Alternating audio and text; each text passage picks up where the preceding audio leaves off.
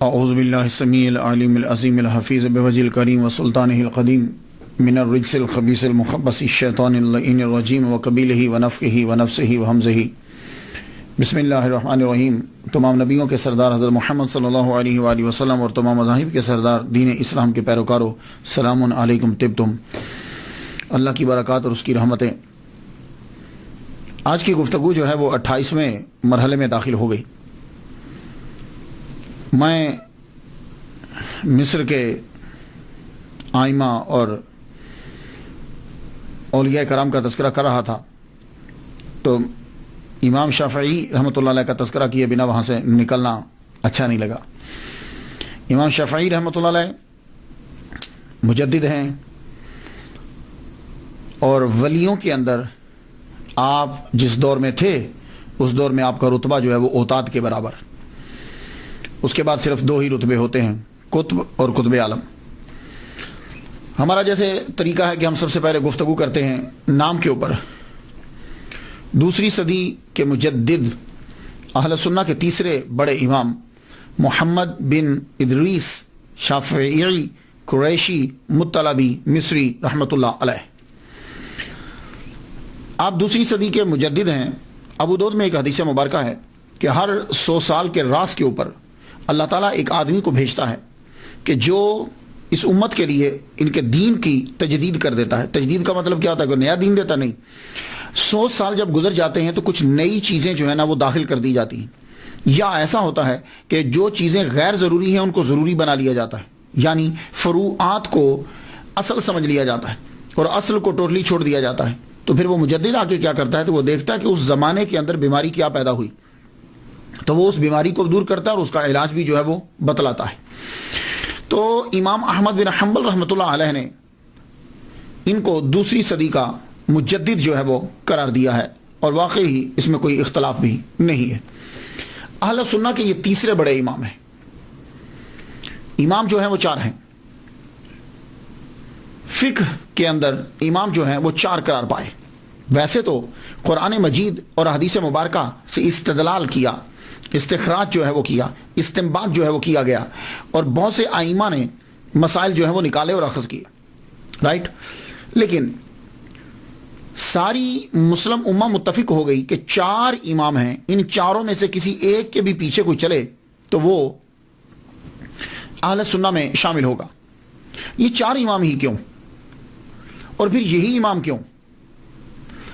بہت سے امام ہیں، بہت سے قرآن اور حدیث کو جانتے ہیں، انہوں نے مسائل کو نکالا، لیکن ساری دنیا نے یہ طے کیا کہ دیکھا جائے کہ کون سا امام ہے۔ 1-2 مسئلہ نہیں، پہلا انہوں نے یہ رکھا کہ امام اسے تسلیم کیا جائے گا کہ جس نے ولادت سے لے کر وصال تک کے تمام مسائل جو انسان کو پیش آتے ہیں وہ سارے جو ہیں وہ قرآن اور حدیث کے دلائل سے نکالے ہوں۔ یہ بات یاد رکھیے گا، قرآن اور حدیث کی روشنی سے نکالے ہوں پوری ایمانداری کے ساتھ، پہلی۔ اور دوسری بات یہ، اب قرآن اور حدیث سے تو مسائل بہت سے لوگوں نے نکالے، تو دوسری شرط یہ رکھی گئی کہ انہوں نے جو مسائل نکالے تھے وہ تمام کے تمام لوگوں کی نظروں کے سامنے ہوں، مدون ہوں کتاب کی صورت میں۔ تو اس چیز کو جب چیک کیا گیا تو پتہ چلا کہ صرف 4 امام ایسے ہیں کہ جنہوں نے ایمانداری کے ساتھ ولادت سے لے کے وصال تک کے، انسان کے ولادت اور وصال تک بیچ کے جو مسائل پیش آتے ہیں وہ معاملات ہیں، عبادات ہیں، ان کو قرآن اور حدیث سے اخذ کیا اور لوگوں کے سامنے اسے پیش کر دیا، اور وہ ہماری نظر میں ہمارے سامنے بالکل وہ موجود ہے۔ تو یہ 4 امام ہیں۔ اب کوئی امام اگر آتا ہے تو وہ یہ بتلائے کہ اس نے یہ کام کیا۔ تو فقہ کے اندر ان 4 کو، تو ان 4 میں پہلے امام اعظم نعمان بن ثابت رحمۃ اللہ علیہ، یہ پہلے اس لیے ہیں کہ تمام کے تمام ائمہ جمع تفریق کر کے انہی کے شاگرد بنتے ہیں۔ امام مالک ہم عصر ہیں ان کے، اور ان کے فتاویٰ جو ہیں وہ منگوایا کرتے تھے۔ یہ دوسرے امام۔ تیسرے امام امام شافعی رحمۃ اللہ علیہ۔ چوتھے امام امام احمد بن حنبل، یہ فقہ کے اندر امام ہے۔ ویسے تو امام کا لفظ دوسروں کے لیے بھی استعمال کیا جاتا ہے۔ شافعی، آپ کا نام جو ہے، آپ امام شافعی کے نام سے مشہور ہوئے۔ آپ کا نام شافعی نہیں ہے، آپ کا نام محمد ہے۔ آپ کے والد گرامی کا نام ادریس ہے، لیکن آپ شافعی کے نام سے کیوں مشہور ہوئے؟ اصل میں آپ کے شجرہ نسب کے اندر ایک نام آتا ہے شافعون، آپ کے گرینڈ فادر کے فادر، وہ شافعیون ان کا نام تھا، ان کی وجہ سے آپ کو امام شافعی کہا جاتا ہے، آپ نے اس کو اڈاپٹ کر لیا اس نام کو۔ تو اب آپ یہ ذہن میں رکھ لیجئے کہ شافعیون آپ کے گرینڈ فادر کے فادر، ان کی وجہ سے ان کا نام، میں شجرہ پڑھتا ہوں تاکہ آپ کو معلوم ہو جائے کہ وہ کس مقام پر آتے ہیں۔ محمد آپ کا نام، آپ کے والد کا نام ادریس بن عباس بن عثمان بن شافع، یہ آگے نا بیچ میں شافع، بن اسائب بن عبید بن عبد یزید بن ہاشم بن عبد المطلب بن عبد مناف۔ تو یہ شافعی جو آیا تھا اس کی وجہ سے وہ امام شافعی جو ہے وہ کہلوائے۔ اب امام شافعی جو پروننسیشن ہے، اس کے ضمن میں ایک بات کرتا جاؤں، بڑی اہم بات ہے۔ وہ بات یہ ہے کہ ہماری جو اردو زبان ہے اس کے اندر بہت سے الفاظ اڈاپٹ کیے گئے ہیں، ترکی سے لیے گئے ہیں، سنسکرت سے لیے گئے ہیں، عربی سے لیے گئے ہیں، ہندی سے لیے گئے۔ تو جب زبان کسی دوسری زبان سے لفظ کو لیا جاتا ہے تو پھر وہ جو اڈاپٹ کرتا ہے وہ اس کو پروننسیشن اپنا دے دیتا ہے، اس کو جو بولنے میں آسان لگتا ہے۔ اسی لیے جب آپ اکثر سنیں گے تو منہ سے نکلتا ہے شافعی شافعی امام شافعی امام شافعی، فا کے اوپر زبر پڑتے ہیں جبکہ فا کے اوپر زبر نہیں ہے، فا کے نیچے زیر ہے۔ وجہ یہ ہے کہ جو پنجاب سائڈ کے لوگ ہیں یا عام جس جگہ وہ رہ رہا ہے وہاں جب اڈاپٹ کیا گیا تو فا کے نیچے زیر اور عین کے نیچے زیر دونوں کو پروناؤنس کرنا پنجاب والوں کے لیے یا ہمارے لیے بڑا مشکل ہے۔ جیسے امام شافعی بہت مشکل ہوگا، تو شافعی جو ہے وہ بڑا آسان ہے ہمارے لفظ۔ تو اس لیے اکثر لفظوں کے ساتھ ایسا ہوا کہ جب اس کو معاشرے نے عام طور پر کچھ اور بولا اور اصل میں اس کا پروننسیشن اور ہوتا تھا، یہی وجہ ہے۔ آپ اکثر دیکھتے ہوں گے کہ بڑے پڑھے لکھے مقرر ہیں، انہوں نے ساری کتابیں پڑھی ہیں، لیکن جب تقریر کرتے ہیں تو پروننسیشن وہ بول جاتے ہیں، تو ایک آدمی بیٹھا ہوا یہ سمجھتا کہ شاید یہ غلط بول رہے ہیں۔ وہ غلط نہیں بول رہے، اگر آپ ان سے بیٹھ کر پوچھیں گے تو وہ آپ کو صحیح بتائیں گے۔ ہوتا یہ ہے کہ انہوں نے جو اپنی زندگی جو گزاری ہے اس ماحول کے اندر اس کا پروننسیشن وہ وہی تھا۔ جیسے کہتے ہیں میں نے فقہ پڑھی ہے، جبکہ یہ اس کا پروننسیشن الفقہ ہے، فقہ ہو۔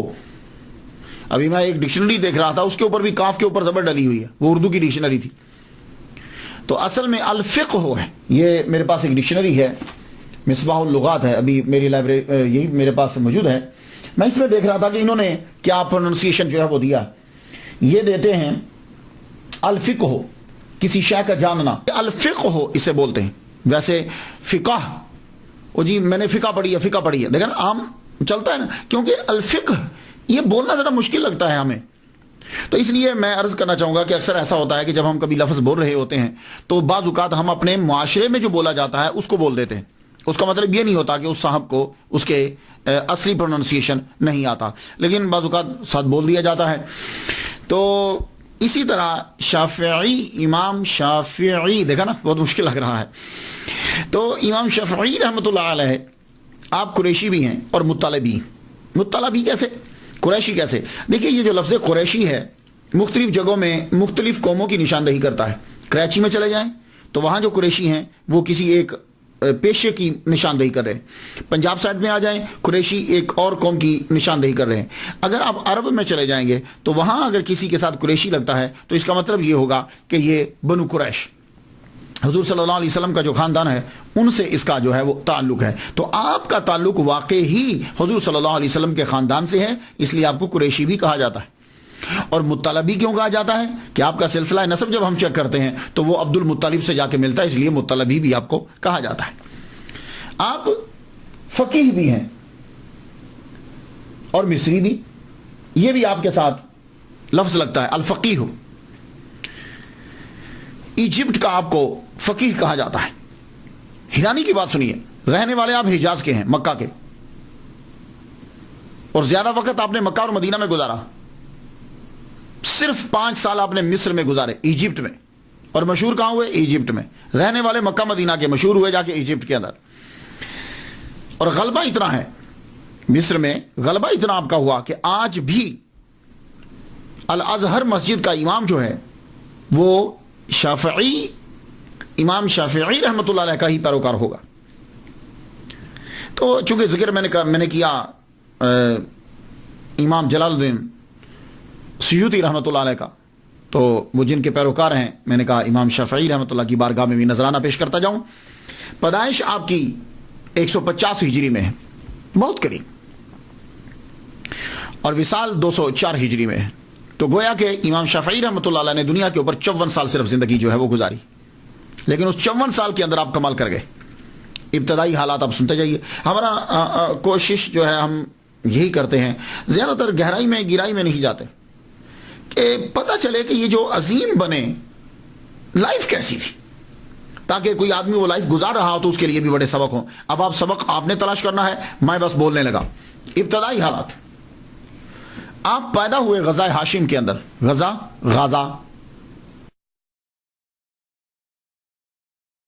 غزہ بھی کہتے ہیں, پیلسٹائن کی باؤنڈری کے اوپر, اور اسرائیل اس کی باؤنڈری کے اوپر یہ پٹی ہے پوری.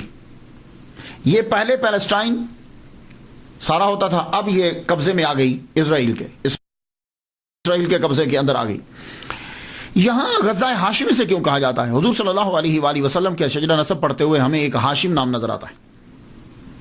وہ ہاشم جو ہے وہ تجارت کرنے کے لیے وہاں گئے تھے, مال بیچتے تھے نا, تو جب وہاں پہنچے تو وہیں آپ کا وصال ہو گیا, تو اسے غزہ ہاشم بھی کہتے ہیں.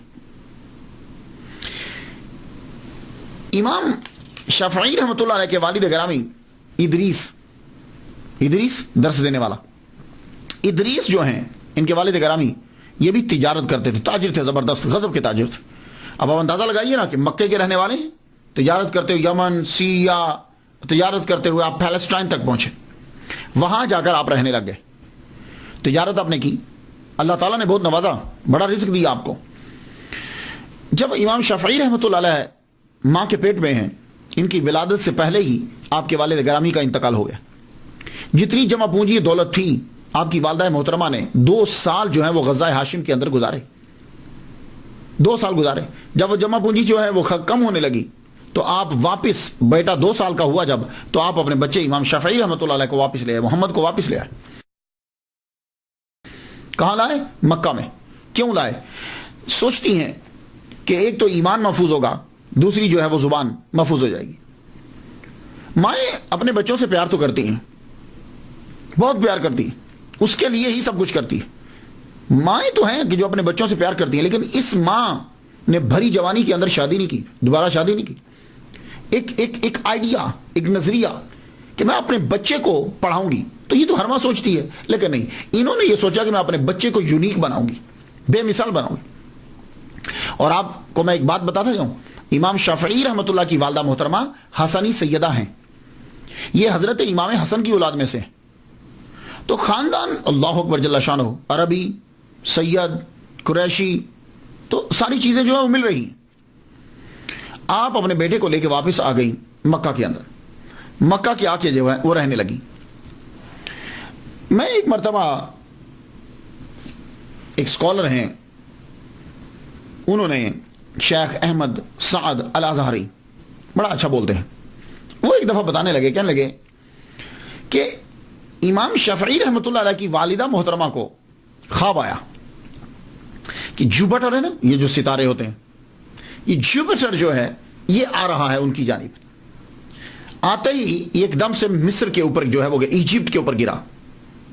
ان کی طرف پہلے آیا, پھر ایجپٹ کے اوپر گرا. ایجپٹ میں جب گرا تو پھر اس کے ٹکڑے ہوئے, ٹکڑے ہو کر جو ہے وہ بہت ساری جگہوں میں دوسرے ممالک میں پھیل گئے. تو آپ نے خواب کی تعبیر پوچھی کہ جوپیٹر جو ہے یہ میری طرف آیا, اور پھر اس کے ٹکڑے ہوئے اور یہ پھیلے, گرا مصر میں.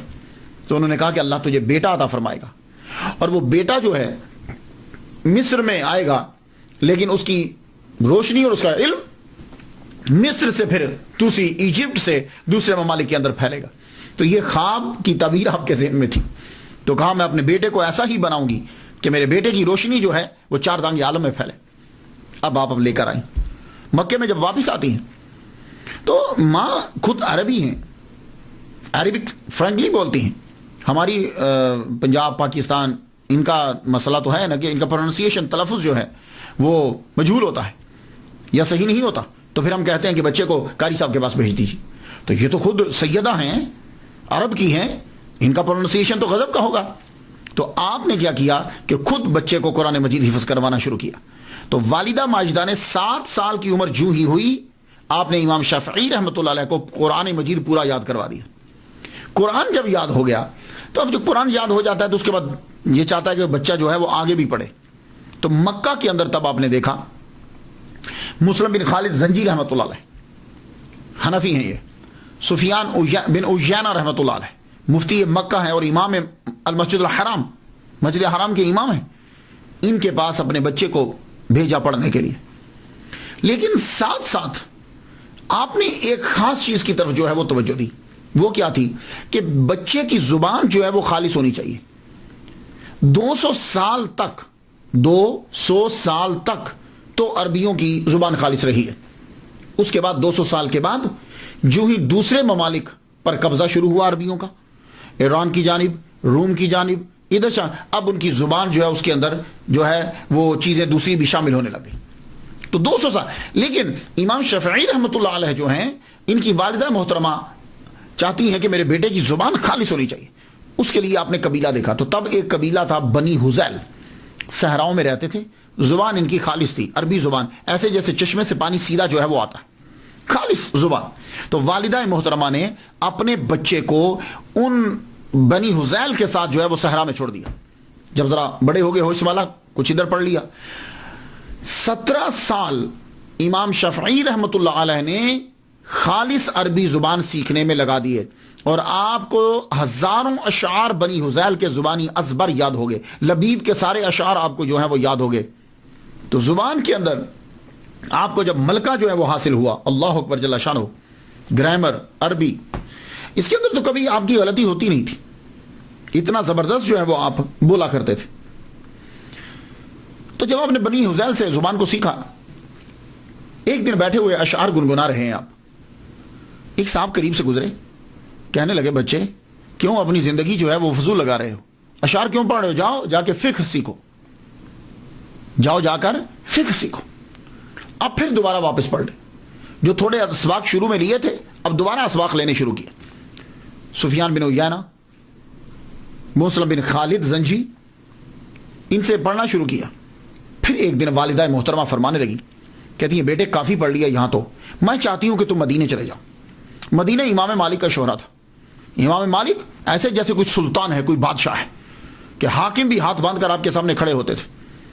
تو آپ کی والدہ محترمہ جو ہیں وہ حاکم مکہ کے پاس گئیں، کہنے لگی ایک لیٹر لکھ دو حاکم مدینہ کے نام، کہ وہ سفارش کرے میرے بیٹے کی کہ میرا بچہ جو ہے، اتنے دولت تو نہیں ہے لیکن تم ہمارے خاندان کو جانتے ہو، امام مالک جو ہے وہ میرے بچے کو حدیث جو ہے وہ پڑھائیں.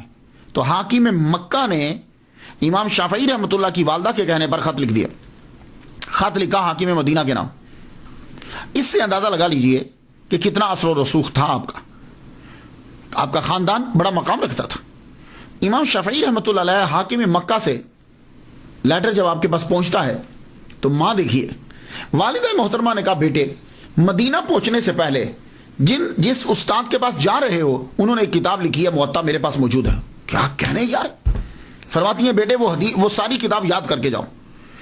تو مدینہ روانہ ہونے سے پہلے یہ doctor Muhammad Musa, professor in department of Islamic study, King Abdulaziz University Jeddah, ان سے میں نے سنا، یہ کہتے ہیں کہ 9 راتوں کے اندر موطا امام مالک انہوں نے یاد کر لی. یہ ہمارے عام زبان کے اندر موطا بول دیتے ہیں، لیکن یہ مطلب نہیں ہے کہ اس کو آتا نہیں ہے، اصل لفظ موطا ہے پروننسیشن، لیکن ہمارے یہاں مشکل لگتا ہے. تو موطا امام مالک 9 راتوں میں بیٹھ کر زبانی یاد کر دی. یاد کرنے کے بعد اب مکہ سے روانہ ہوئے.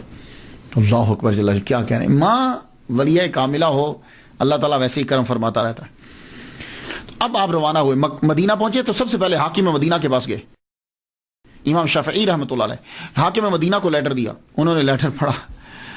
پڑھتے ہی کہنے لگے بیٹے اگر تو مجھے یہ کہو نا کہ میں پیدل مکہ چلا جاؤں اور مکہ سے پھر پیدل واپس آ جاؤں تو یقین جان یہ میرے لیے آسان ہوگا، پر یہ میرے لیے مشکل ہے کہ میں یہ تیری سفارش کرنے کے لیے امام مالک کے دروازے پہ چلا جاؤں.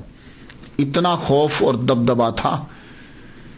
لوگ کتنا ڈرتے تھے یار علماء سے اور کتنی عزت کرتے تھے. اور آج کل کے دور، آج کل دیکھ لیجیے اب کیا حال ہے، علماء کو نوکر سمجھتے ہیں. لیکن پھر بھی کہا حاکم مدینہ نے کہا ٹھیک ہے بیٹے چلو چلتے ہیں، اب تم اتنی دور سے آئے ہو. آپ دونوں چلے، حاکم مدینہ اور امام شافعی رحمۃ اللہ علیہ. امام مالک رحمۃ اللہ کے دروازے پہ پہنچے، دروازہ جا کے کھٹکھٹایا. بڑی دیر کے بعد اندر سے لونڈی آئی. کیا کام ہے؟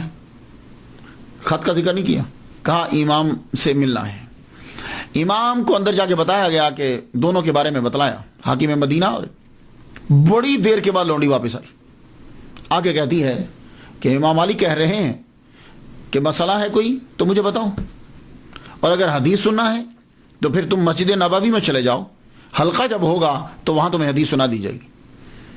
اب امام شافعی رحمۃ اللہ علیہ بولے، کہنے لگے نہیں، میں حاکم مکہ کا خط لے کر آیا ہوں ان کے نام۔ وہ عورت اندر گئی، اندر جب گئی تو بڑی دیر کے بعد واپس آئی تو اس کے ہاتھ میں کرسی ہے، اب کرسی کہہ لیجئے جو بھی جس پہ بیٹھتے ہیں، وہ اس نے آ کے مکان کے سامنے رکھ دی، واپس چلی گئی۔ بڑی دیر کے بعد امام مالک، اب دیکھیے حاکم مدینہ وہ باہر کھڑے ہیں، اب آئے امام مالک، بہت خوبصورت جبہ پہنا ہوا، اب ٹھیک ٹھاک رہتے تھے۔ امام مالک کسی کے سامنے کھانا تک نہیں کھاتے تھے، آپ کی وجاہت تھی آپ کی۔ باہر آئے، کرسی پہ بیٹھے، ہاں بولو، خط کہاں ہے؟ وہ امام شافعی رحمۃ اللہ نے خط آگے بڑھایا، خط پڑھتے جائیں تو چہرے کا رنگ تک بدلتا جائے، اچھا تو اب حدیث مبارکہ جو ہیں وہ حاکموں کی سفارشات پر پڑھائی جائے گی۔ جب آپ غصے میں آنے لگے تو امام شافعی آگے بڑھے، گفتگو شروع کی، اللہ اکبر، عربی، ادب، نفاست، موزوں الفاظ اور گفتگو کا انداز امام مالک رحمۃ اللہ کو بڑا متاثر کیا۔ آپ نے خط سائڈ پر کہا بھائی ہم تمہاری گفتگو سے متاثر ہوئے، جاؤ ہم تمہیں اپنی شاگردی میں لیتے ہیں، تم ہمارے حلقے میں بیٹھا کرو، جاؤ فلاں آدمی کے پاس جاؤ اور اس کے پاس موطا ہے، وہ لے کر ہماری محفل میں آ جائیے گا۔ جب آپ کو اجازت مل گئی اب حلقہ میں بیٹھے، حلقہ میں جب بیٹھے تو کہا تم کتاب نہیں لائے؟ کہا حضور مجھے آپ کی کتاب زبانی یاد ہے۔ یہ ایک اور حیران کن بات تھی۔ کہا مجھے آپ کی کتاب زبانی یاد ہے جو آپ نے لکھی ہے۔ کہا اچھا، تو اب ایک روایت جو ہم سنتے آتے تھے کہ امام شافعی رحمۃ اللہ علیہ نے کھڑے کھڑے ساری سنا دی، اور بعض میں ہے کہ نہیں، پھر آپ آہستہ انہوں نے امتحان لیا، جہاں سے پوچھیں آپ بتاتے جائیں۔ کہا ٹھیک ہے تم ہمارے پاس رہ سکتے ہو۔ تو امام شافعی رحمۃ اللہ علیہ اب امام مالک رحمۃ اللہ علیہ کے پاس رہ کر سیکھنے لگے، ان کے پاس سیکھنے لگے۔ تو اب مجھے ذرا تھوڑا سا رکنا ہے یہاں، میں آپ کو بتا دوں امام مالک امام شافعی سے 57 سال بڑے ہیں۔ پہلی بات تو یہ ہے، پہلا تو یہ کہ امام مالک 57 ایئرس اولڈ ہیں، امام اولڈر ہیں امام شافعی سے، یعنی گویا کہ 57 سال بعد امام شافعی پیدا ہوئے۔ اب امام شافعی ان کے پاس زانو تلمس طے کرنے کے لیے گئے تو امام مالک تقریباً 84 سال کے تھے۔ جب امام شافعی رحمۃ اللہ پڑھنے کے لیے گئے تو 84 سال کے تھے، کیونکہ 7 سال تو آپ نے قرآن پڑھا، 17 سال آپ نے بنی حذیل میں لگائے، تو 17 اور 7 24 بنے، ٹھیک ہے۔ تو مفتی ڈاکٹر علی جمعہ، یہ بھی بڑے اسکالر ہیں، مصری ہیں، وہ کہتے ہیں کہ 17 سال لگائے بنی حذیل میں، تو جب امام مالک سے پہنچے تو تقریباً 24 سال امام شافعی رحمۃ اللہ علیہ کی عمر تھی، 24 سال، جب تک اللہ نے چاہا امام مالک کے پاس ہی رہے۔ ایک جگہ میں نے پڑھا ہے کہ جب تک امام مالک زندہ رہے یہ ان کے پاس رہے۔ تو امام مالک کا وصال ہوا ہے 179 ہجری کے اندر، تو 179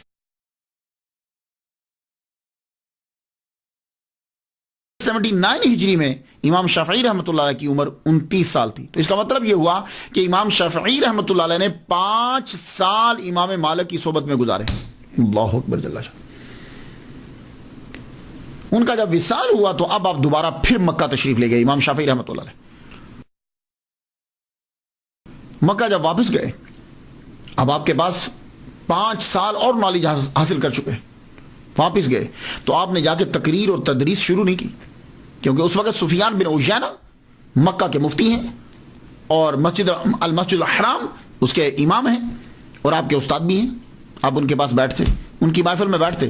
جب انہوں نے یہ چیک کیا، مفتی مکہ نے یہ دیکھ لیا کہ اس میں بچے میں اتنی صلاحیت ہے کہ یہ خود پڑھا سکتا ہے، تو آپ نے فتویٰ کی اجازت دے دی۔ تو میری تحقیق کے مطابق 29 سال میں آپ کو مفتی مکہ نے اجازت دے دی کہ تم فتویٰ دے سکتے ہو، پڑھا سکتے ہو۔ اب امام شافعی رحمۃ اللہ علیہ نے المسجد الحرام کے اندر، مسجد الحرام کے اندر علیحدہ اپنا حلقہ لگا لیا، تدریس آپ نے شروع کر دی۔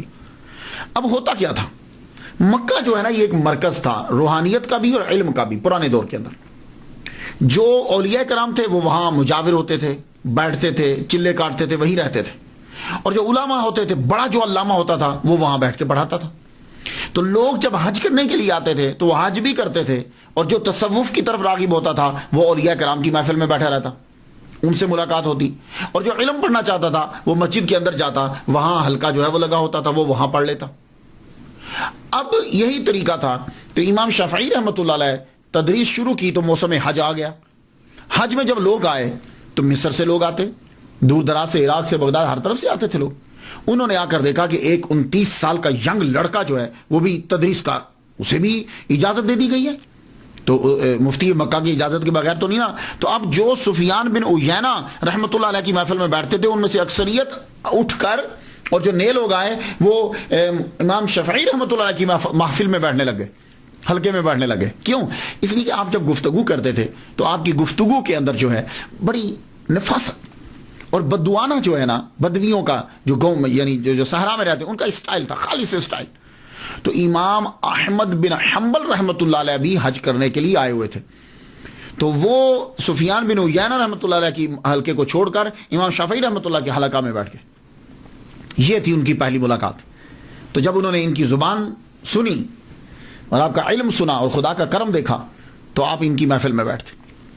کچھ عرصہ آپ نے جو ہے وہ لیکچر دیا ہے مسجد حرام کے اندر. پھر ہارون الرشید کو پتا چلا کہ بڑے قابل ہیں، کوئی نام، جب ان کی شہرت پھیلی تو انہوں نے ان کو، ہارون الرشید نے امام شافعی رحمۃ اللہ علیہ کو یمن کا جج مقرر کر دیا. یمن کے ایک ضلع کا، نجران کا، یا بعض کہتے ہیں کچھ اور. جب جج مقرر کیا تو یہ جج تھے وہاں کے. اور اس دور میں ہارون الرشید کے دور حکومت میں چیف جسٹس جو تھے وہ امام محمد بن حسن شیبانی رحمۃ اللہ علیہ تھے. جیسے مجسٹریٹ ہوتے ہیں، چھوٹے ہوتے ہیں، اور ایک ان کے اوپر چیف جسٹس ہوتا ہے، ایسے ہی امام محمد بن حسن شیبانی رحمۃ اللہ علیہ چیف جسٹس. اب امام شافعی رحمۃ اللہ علیہ جب ان کو یمن کے اندر بھیجا گیا تو ہارون الرشید نے آرڈر کر دیا کہ ان کو پابائے زنجیر لایا جائے اور قتل کر دیا جائے. یہ عجیب گھڑی بھری، جو ابھی 31 سال کی عمر ہے اور آرڈر آ گیا کہ قتل کر دیا جائے. ہوا کیا تھا؟ اصل میں امام شافعی رحمۃ اللہ علیہ جو ہیں ان کو سیدوں سے بڑا پیار تھا، سادات سے. اس کی وجہ کیا کہ ننہال جو ہے وہ سادات ہے،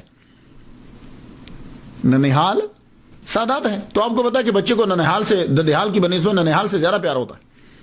آپ کی والدہ حسنی سیدہ ہیں. اور ایک دوسری بات یہ ہے کہ علوی جو ہے، علوی، ہارون الرشید کو یہ کان میں یہ بات ڈال دی گئی کہ آپ علویوں کی بڑی، علوی کسے کہتے ہیں؟ فاطمی وہ ہوتے ہیں جو بی بی فاطمہ الزہرا رضی اللہ تعالیٰ عنہا کے بچے امام حسن و حسین میں سے کسی کی اولاد میں. اور علوی وہ ہوتے ہیں کہ ماں فاطمہ نہیں ہے لیکن باپ علی ہے. مولا علی شیر خدا نے اور بھی شادیاں کی تھی تو انہیں علوی کہا جاتا. تو امام شافعی رحمۃ اللہ علیہ سیدوں کی بڑی عزت کرتے تھے. شافعی رحمۃ اللہ علیہ سیدوں کی بڑی عزت کرتے تھے. اس سے بعض لوگوں نے ان کو اہل تشیع میں شامل کر دی، اور ہارون الرشید نے کہا کہ یہ میرے باغیوں کے ساتھ شامل ہیں، حکومت دوسروں کی لانا چاہتے ہیں. تو یہ کنفیوژن سا ہوا، لیکن ایسی بات نہیں تھی. آپ سادات کی ویسے ہی عزت کرتے تھے. اس کی مثال دوں. ایک مرتبہ آپ پڑھا رہے تھے، لیکچر دیتے ہوئے سیدوں کے بچے جو ہیں وہ بار بار کوئی چیز کھیل رہے تھے. وہ جب آتے آپ کھڑے ہو جاتے، وہ پھر چلے جاتے، پھر آتے آپ پھر کھڑے ہو جاتے، وہ پھر جاتے آپ، وہ پھر آتے پھر کھڑے ہو جاتے. کئی مرتبہ آپ کو ان کے لیے کھڑا ہونا پڑا. اور پھر سیدہ نفیسہ، نام سنا ہوگا آپ نے، بہت بڑا مزار ہے ان کا، سیدہ نفیسہ، اللہ اکبر، بہت انتہائی عقیدت تھی آپ کو ان سے.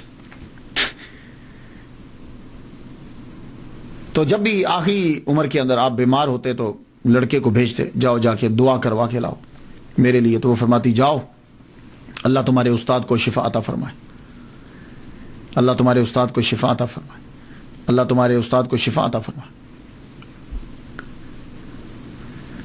آخری بار کیا کہ جاؤ جا کے دعا کروا کے لاؤ. دعا کروانے کے لیے گئے تو بچہ واپس آیا. کہاں کیا کہا انہوں نے؟ فرمانے کہ بچہ کہتا ہے، عرض کرتا ہے، حضور انہوں نے کہا جاؤ اللہ تمہارے استاد کا بھلا کرے. کہنے لگے لو بھائی اب تیاری کر لو، اب ہمارا وقت آ گیا ہے، اب تیاری کر لو، اب ہمارا وقت آ گیا. تو سادات سے محبت کی وجہ سے ہارون الرشید نے یہ سمجھا کہ شاید یہ ہماری حکومت کو ختم کرنا چاہتا ہے اور باغیوں کے ساتھ ملے ہو. تو اس نے کہا کہ پابا زنجیر بغداد میں لایا جائے اور قتل کر دیا جائے. آپ کو یہ آپ کی آمد ہو رہی ہے بغداد میں پہلی مرتبہ. چلو ہو سکتا ہے کہ پہلے بھی ہے لیکن تاریخ یہی لکھتی ہے. آپ جب وہاں پہنچے آپ کو پابند سلاسل کر دیا گیا. کیس جو ہے وہ پیش نہیں ہو رہا عدالت میں, یعنی آپ کو ہارون رشید کے سامنے پیش نہیں کیا جا رہا. محمد بن حسن شیبانی, امام محمد جو ہیں یہ امام اعظم رحمۃ اللہ کے شاگرد ہیں اور چیف جسٹس تھے. ان کو پتہ چل گیا امام شافعی کے بارے میں کہ وہ قید کر کے لائے گئے ہیں اور عدالت میں پیش نہیں کیے جا رہے. آپ فوراً گئے ہارون رشید کے پاس, جا کے کہنے لگے تمہیں غلط فہمی ہوئی ہے, تمہیں غلط فہمی ہوئی, میں جانتا ہوں بہت قابل اور لائق لڑکا ہے, تو تم اسے قتل کا آرڈر نہ دو اور دربار میں حاضری کا موقع دو. واپس لیا گیا آرڈر, دربار میں بلایا گیا.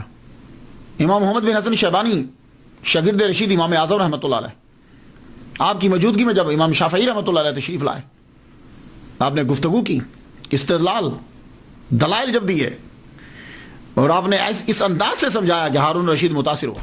اس نے کہا ٹھیک ہے آپ جائیے, جا سکتے ہیں آپ کو آپ کی نوکری پہ بحال کیا جاتا ہے. آپ فرمان لگے نہیں, میں واپس نوکری میں نہیں جاؤں گا, مجھے امام محمد بن حسن شیبانی رحمۃ اللہ کے پاس رہ کر مجھے فقہ سیکھنی ہے. یہ تھا ٹرننگ پوائنٹ ایک دوسرا. اب امام شافعی رحمۃ اللہ علیہ بغداد میں رہ رہے ہیں امام محمد بن حسن شیبانی رحمۃ اللہ علیہ کے ساتھ.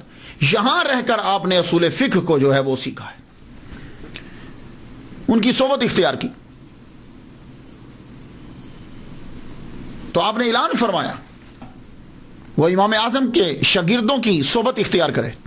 اللہ نے استنباط کا دروازہ ان پر کھول دیا, اور فقاہت ہرگز نصیب نہ ہوتی اگر میں امام محمد بن حسن شیبانی کی کتب کا مطالعہ نہ کیا ہوتا. میں نے آپ نے ان کے پاس رہ کر یہ سیکھا کہ قرآن اور حدیث سے مسئلے کو نکالا کیسے جاتا ہے, یہ چیز سیکھی, اصول فقہ سیکھے, یہ چیز آپ نے سیکھی. اور تاریخ بغداد میں خطیب بغدادی یہ خود شافعی ہیں, جلد 2 صفحہ 166 پہ لکھتے ہیں امام شافعی نے فرمایا مجھ پر فقہ میں جس شخص کا سب سے زیادہ احسان ہے وہ امام محمد بن حسن شیبانی حنفی رحمۃ اللہ علیہ ہیں. یہ امام شافعی اقرار کرے. تو اب مجھے سمجھ نہیں آتی کہ جتنے شوابے ہیں یا امام شافعی کے فالوور ہیں وہ حنفیوں کو برا کیوں کہتے ہیں. وہ خود فرما رہے ہیں کہ مجھ پر ان کا احسان ہے, میں نے ان سے سارا سیکھا ہے کہ مسائل کو نکالنا کیسے. اور ایک بات اور یاد رکھیے گا, امام شافعی رحمۃ اللہ علیہ بالکل ایک واسطے کے ساتھ امام اعظم کے شاگرد ہیں. ایک واسطے یعنی بیچ میں ایک بندہ ہے, میں بتاتا ہوں, یاد رکھیے گا ذرا, گفتگو کرنے میں آسانی ہو جائے گی. امام شافعی رحمۃ اللہ علیہ شاگرد ہیں مسلم بن خالد زنجی رحمۃ اللہ علیہ کے, اور وہ شاگرد ہیں امام اعظم کے. تو بیچ میں مسلم بن خالد زنجی ایک, امام شافعی امام اعظم کے شاگرد. تاریخ الکبیر جلد 8 صفحہ 81 پہ امام بخاری نے لکھا ہے, اور یہ بات طبقات جلد اول صفحہ 115 پر بھی ہے کہ امام شافعی رحمۃ اللہ علیہ نے مسلم بن خالد زنجی رحمۃ اللہ سے روایت کی ہے. امام شافعی رحمۃ اللہ علیہ شاگرد ہیں حضرت علی بن زبیان کے, اور وہ شاگرد ہیں حضرت امام اعظم کے. تو بیچ میں ایک. تہذیب الکمال جلد 20 صفحہ 497 پہ ہے کہ امام شافعی نے ان سے بھی روایت کی ہے. امام محمد بن حسن شیبانی رحمۃ اللہ علیہ شاگرد ہیں امام اعظم رحمۃ اللہ کے, شاگرد رشید ہیں. اور امام شافعی رحمۃ اللہ علیہ امام محمد بن حسن شیبانی کے شاگرد ہیں. تو ابن حجر اسقلانی شافعی رحمۃ اللہ علیہ لسان المیزان جلد 5 صفحہ 121 پہ لکھا ہے کہ امام شافعی خود تحریر فرماتے ہیں کہ میں نے امام محمد سے اتنا سیکھا کہ اس کا بوجھ ایک مذکر اونٹ جو ہے وہ اٹھائے گا, نر اونٹ اٹھا سکتا ہے. سارے لوگ فقہ میں اہل عراق کے عیال ہیں, اہل عراق کوفہ کے, اور سارے اہل کوفہ امام ابو حنیفہ رحمت اللہ علیہ کے. یہ ابن حجر اسقلانی لسان المیزان میں لکھ رہے. اب آپ بتائیے وہ لڑائی کس بات کی ہے. امام محمد بن حسن شیبانی حنفی سے سیکھنے کے بعد اب امام شافعی رحمۃ اللہ مکہ آ گئے. کچھ عرصہ رہے, پھر مکہ سے یمن گئے, کئی دفعہ یمن گئے, پھر عراق کا بھی کئی دفعہ سفر کیا. اس کے بعد آپ عراق گئے, لیکن مشہور سب سے زیادہ کب ہوا؟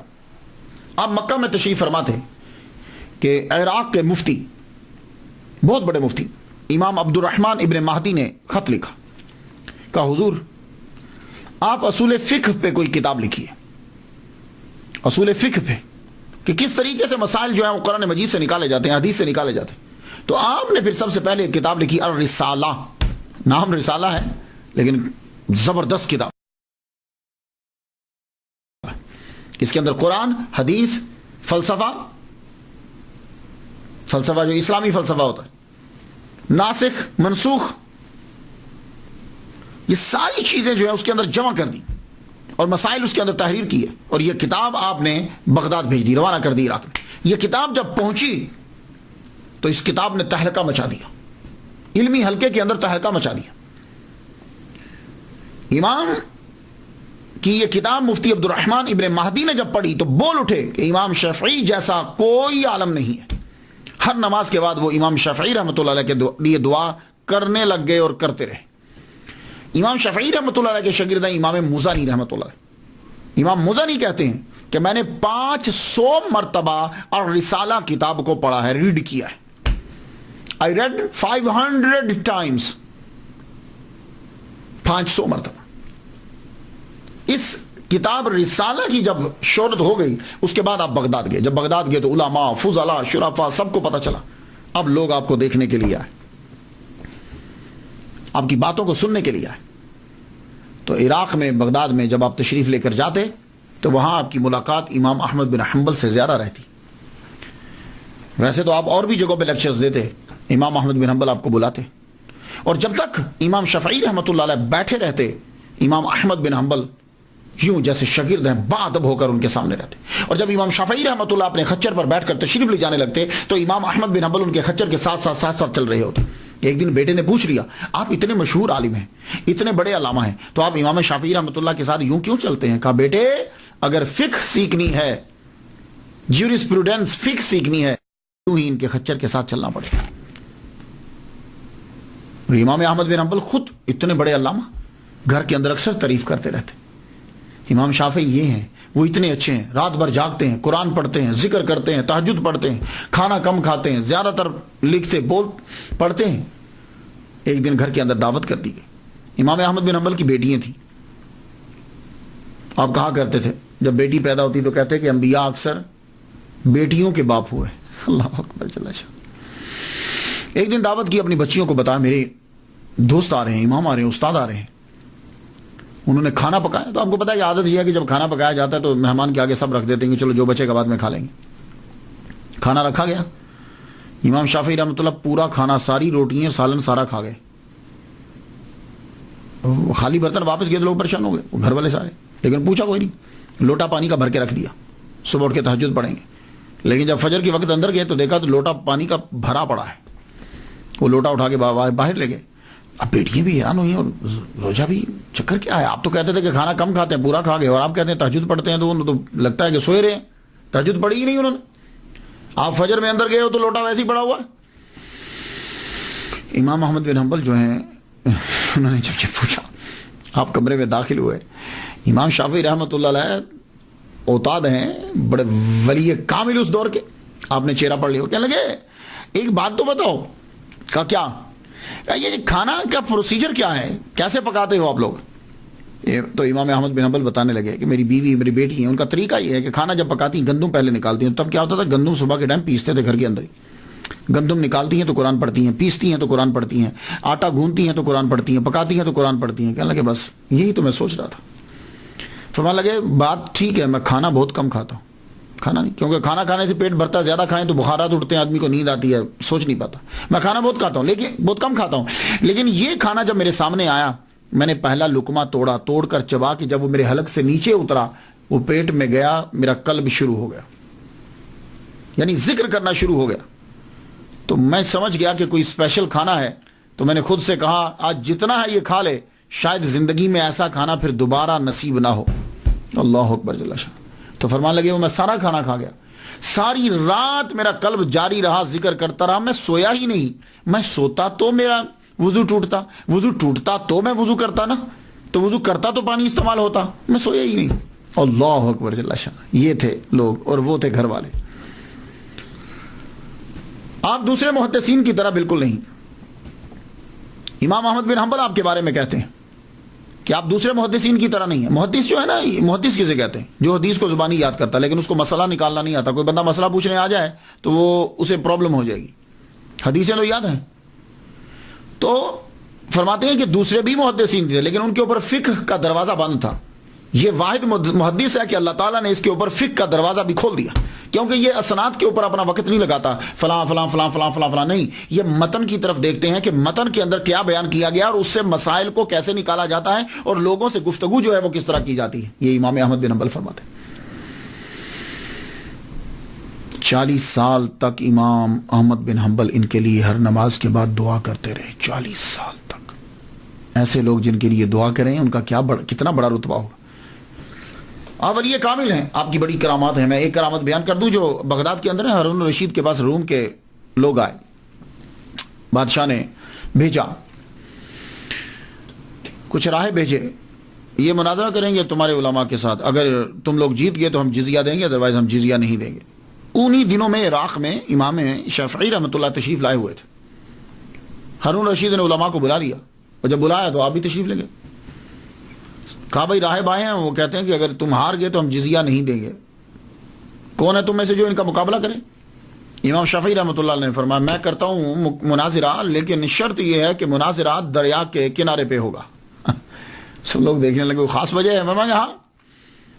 راہب چلے گئے, دریا کے کنارے پہ مجمع لگ گیا. امام شافعی نے مصلی اٹھایا, مصلی اٹھا کے دریا کے اوپر بچھا کے اوپر بیٹھ گئے. فرمانے لگے آؤ اس سطح پہ آ کے گفتگو کرو. اللہ اکبر, اس سطح پہ آ کے گفتگو کرو. راہبوں نے کلمہ پڑھ لیا. تو جب خبر پہنچی روم میں, انہوں نے کہا شکر ہے کہ یہ آدمی یہاں نہیں آیا ورنہ سب کے سب لوگ مسلمان ہو جاتے. اور صرف آپ تقریریں ہی نہیں کی, آپ نے تصانیف بھی لکھی.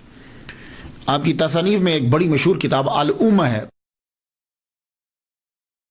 مانی تو مدر, لیکن یہاں اس سے مراد اس کا کا ترجمہ مانی کریں گے, سورس کریں گے, دا سورس, بہترین سورس ہے یہ کمال کی کتاب ہے. اس میں فلسفہ ہے, لغت ہے, استدلال ہے, حدیث ہے, قرآن ہے, جو پڑھتا ہے سر دھنتا ہے. اس میں دوسرے مذاہب سے اختلاف اسے بیان کیا گیا, اپنے مذہب کو بیان کیا گیا. 20 شروحات اس کی جو ہیں وہ لکھی جا چکی ہیں, 20. اور ابھی سلسلہ جو ہے وہ مصر کے اندر, ایجپٹ کے اندر اس کا جاری ہے. ڈاکٹر علی جمعہ بتا رہے تھے کہ ابھی سلسلہ یہ جاری ہے. امام مزنی شافعی رحمۃ اللہ فرماتے ہیں کہ امام شافعی رحمۃ اللہ علیہ کو گھڑ سواری کا اور تیر اندازی کا بڑا شوق تھا. اس کے اوپر بھی کتاب لکھی ہے. آپ کی میڈیسن کے اوپر بھی کتاب ہے.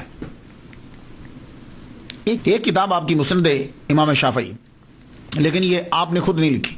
نام سے ایسا لگتا ہے جیسے امام شافعی نے خود لکھی. امام شافعی رحمۃ اللہ خود نہیں لکھی. آپ جب تقریر فرماتے تھے, جب آپ درس دیتے تھے, تو درس کے دوران آپ حدیث کا استعمال کرتے تھے. تو حدیث کا جو استعمال فرماتے تھے تو آپ کے شاگرد ابو العباس محمد بن یعقوب الاسم جو ہیں وہ نہ حدیث کو لکھ لیتے تھے. تو وہ حدیث جو لکھی ہیں اس کا نام ہو گیا مسند امام شافعی رحمۃ اللہ. تو آپ نے وہ اس لیے یہ جب کتاب اگر آپ پڑھیں گے نا تو اس کتاب میں تکرار نظر آئے گا آپ کو. تو اس لیے یہ ہوتا ہے آج لیکچر دیا, ایک حدیث بیان کی, تو کل کے لیکچر میں پھر شاید دلیل آ گئی تو وہ حدیث بیان کر دی, تیسرے لیکچر یا 4 لیکچر چھوڑ کر چھٹے میں پھر آ گئی, تو اس لیے تکرار نظر آئے گا. امام شافعی رحمۃ اللہ کی جو ایک بات ہے یونیک, وہ عربی میں مہارت ہے. امام شافعی رحمۃ اللہ علیہ نے بنی حذیل کے اندر 17 سال گزارے, صحرا میں رہ کے زبان کو سیکھا ہے. تو اس دور میں آپ کو عربی زبان میں اتھارٹی تسلیم کیا جاتا. لبید کے ہزاروں اشعار آپ کو یاد تھے, خود بھی آپ شاعر تھے.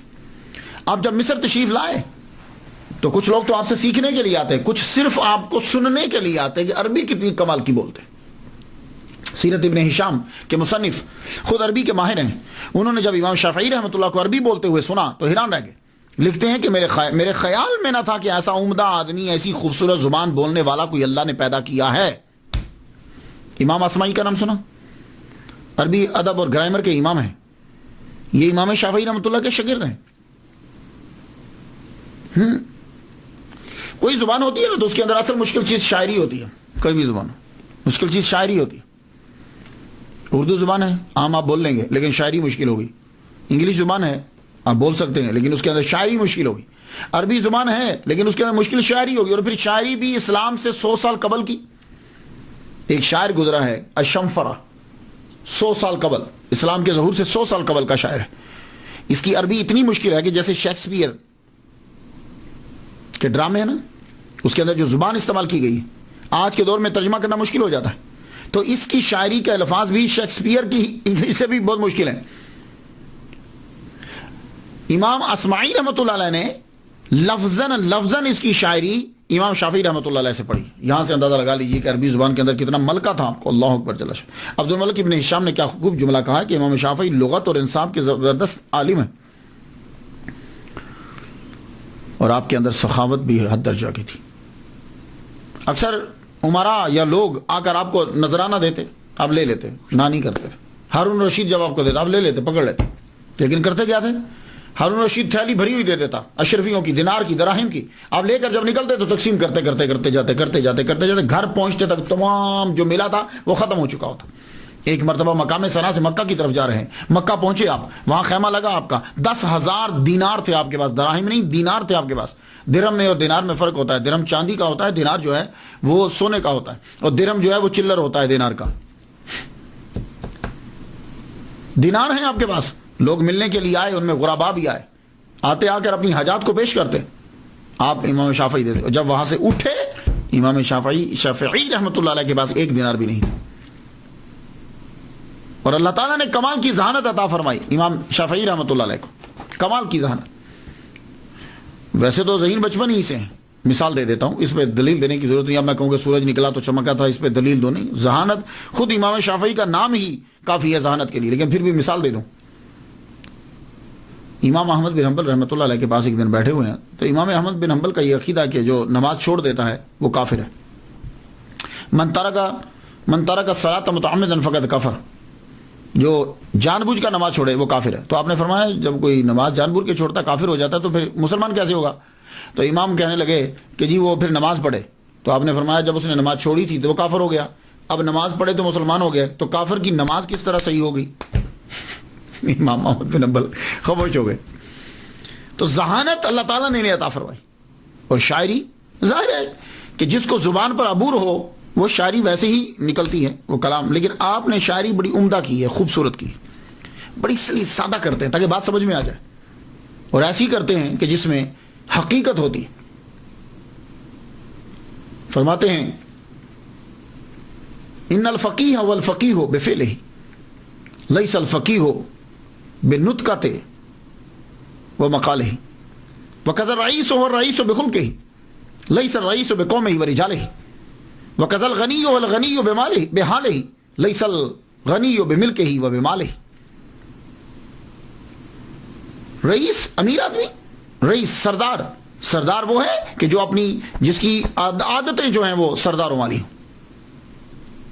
یہ نہیں کہ سردار وہ ہے کہ اس کے پاس ایک قوم ہے, بہت سارے بندے ہیں, نہیں, یہ نہیں. اس کی عادات سرداروں والی ہونی چاہیے. اور فرماتے ہیں غنی وہ نہیں, غنی اسے کہتے ہیں کہ جو جس کی حالت سے غنا جو ہے وہ ثابت ہو. وہ غنی نہیں ہے کہ اس کے پاس بے ملک ہی و مال ہے اور اس کے پاس بڑی ملکیت ہے, بڑی چیزیں ہیں, نہیں. اس کے حال سے پتہ چلے گا کہ وہ غنی ہے. آپ کی باتیں کمال کی ہوتی تھی. فرماتے ہیں عجز و انکساری سے علم حاصل کرتا ہے وہ کامیاب ہوتا ہے. جو بندہ عاجزی ہو انکساری سے علم حاصل کرے اس کو پھر علم اس کے من میں آتا ہے. اور جو یہ لے کہ میں اتنے بڑے خاندان کا چشم و چراغ ہوں, علم اندر نہیں جاتا. اس لیے آپ نے دیکھا ہوگا, اب ہسٹری کا مطالعہ کر لیجیے, غلاموں کے بچے, غریبوں کے بچے بڑے بڑے عہدوں پہ فائز ہوئے اور علم ان کو حاصل ہوا. اور جو بڑے بڑے تھے وہ اسی میں رہے کہ پدرم سلطان بود, پدرم میرا ابا بہت بڑا, میرا ابا بہت بڑا.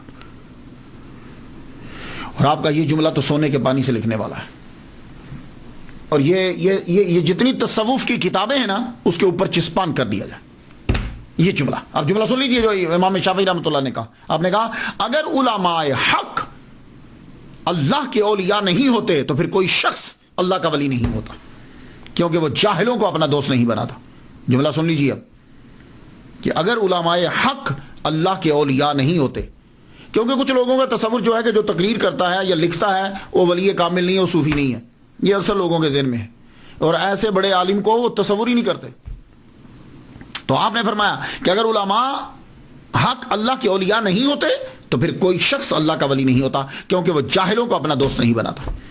تصوف کے اندر امام شافعی رحمۃ اللہ علیہ کو ایک مقام حاصل ہے. یہ جو اولیاء کرام کی کابینہ ہوتی ہے نا, 300 اولیاء, 30 ابدال, 7 اوتاد, 5 اکتاب, 1 قطب عالم, یہ ہے پوری دنیا کے اندر ان کی حکومت ہوتی, جو اوپر سے کم ہوتا ہے نیچے سے بلندی پہ چلا جاتا ہے. تو آپ کو حضرت خضر علیہ السلام نے اوتاد میں شامل کیا ہے، اتنا بڑا رتبہ ہے آپ کا۔ اور ویسے یہاں امریکہ میں بہت بڑے صوفی ہیں، حمزہ یوسف، وہ ایک دن تقریر کرتے ہوئے کہہ رہے تھے کہ امام شافعی رحمۃ اللہ علیہ نے یہ کہا ہے کہ be a sufi and faqih, don't be one of them without other. تو جب بھی بن تو صوفی بن اور فقیہ بن، صوفی اور فقیہ، نہ تو فقیہ بن بغیر صوفی کے، نہ صوفی بن بغیر فقیہ کے، دونوں چیزیں ہونی چاہیے، دونوں چیزیں۔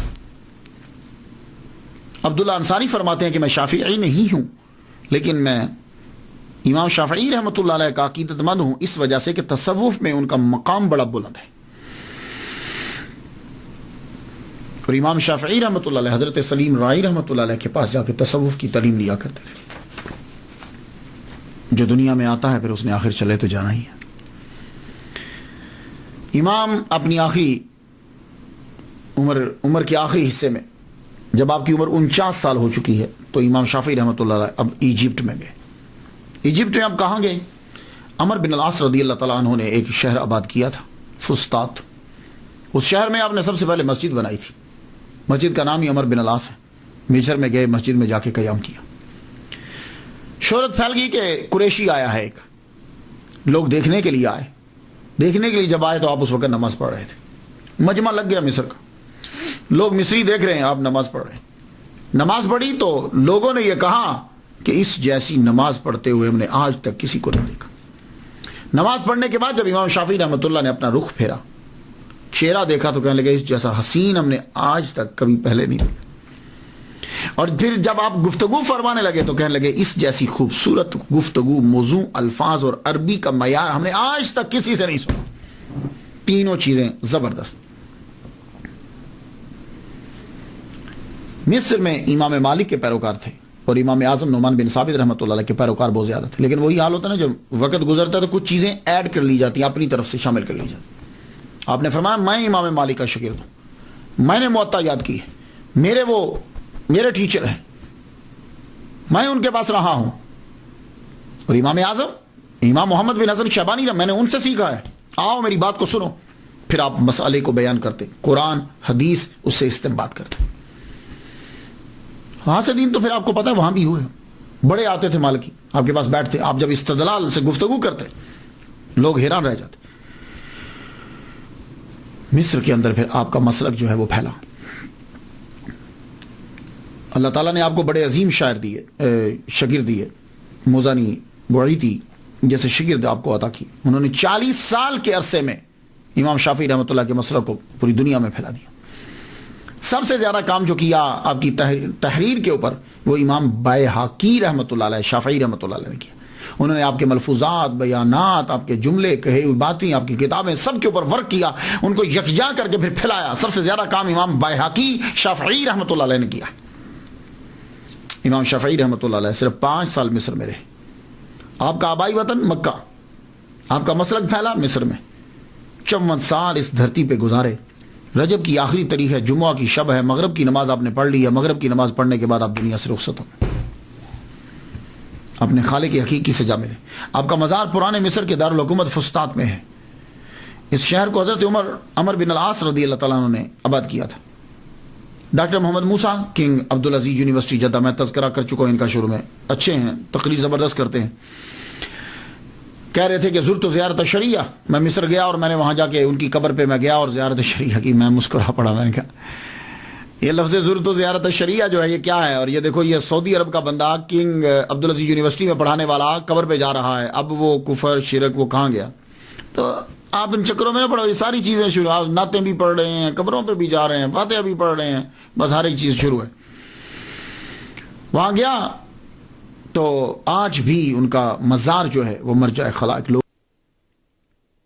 یہ جو ہے یہ انٹرنس ہے حضرت امام شافعی رحمۃ اللہ علیہ کے مزار کی اور مسجد کی۔ اس کے اوپر جو ہے وہ ساری ہسٹری جو ہے ان کے بارے میں لکھی ہوئی ہے۔ میں یہ بتاتا چلا جاؤں کہ یہ جو مزار آپ کو اور یہ جو مسجد یہ نظر آ رہی ہے، سب سے پہلے جو ہے یہ ایوبی سلطان المالک الکامل محمد جو بھتیجے تھے سلطان صلاح الدین ایوبی رحمۃ اللہ علیہ کے، انہوں نے 608 کے اندر جو ہے نا وہ اسے بنایا تھا. خود ان کی اپنی قبر بھی جو ہے وہ اس کے اندر ہی ہے، ان کا مزار بھی جو ہے نا وہ اس کے اندر ہی ہے.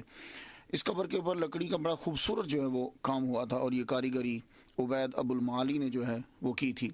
آپ اندر داخل ہوں تو آپ کو روشنی جو ہے وہ نظر آئیں گی، اور چونکہ یہ بنایا بڑے بڑے بڑے پتھروں کے ساتھ بڑا خوبصورت بنایا گیا. لکڑی کا جو ہے وہ بڑا کام ہوا ہے اس کے اوپر. یہ آپ دیکھ رہے ہیں، یہ اندر جو ہے وہ ان کی قبر انور ہے، تعویذ ہے. اس کے اوپر جو ہے وہ آیت الکرسی لکھی ہوئی ہے، اللہ لا الہ الا هو الحی القیوم لا تاخذہ سنۃ ولا نوم. یہ آپ جو ہے وہ پڑھ رہے ہیں. تو آج کے دور کے اندر اس کا جو ہے بڑا عرصہ ظاہر ہے کہ 608 کہاں اور اب کہاں. تو اس کو دوبارہ جو ہے دبئی کے جو ہیں عیسیٰ صالح الکھرک جو ہے یہ گروپ بھی ہے، اور ویسے یہ خود عیسیٰ صالح جو ہیں یہ سفیر بھی رہے ہیں یو کے اندر اور آئرلینڈ کے اندر بھی. 1960 کے اندر انہوں نے گروپ جو ہے وہ الکھرک گروپ جو ہے وہ بنایا تھا. تو اب تو خیر یہ بہت بڑا گروپ ہو گیا ہے. تو انہوں نے جو ہے ڈونیشن دیا، اور بعد میں یہ جدید جو امارات اور چیزیں جو نظر آ رہی ہیں مسجد کی تعمیر اور اب کی مزار کی، یہ ان کی ڈونیشن کی وجہ عیسیٰ صالح جو دبئی کے اندر ہیں.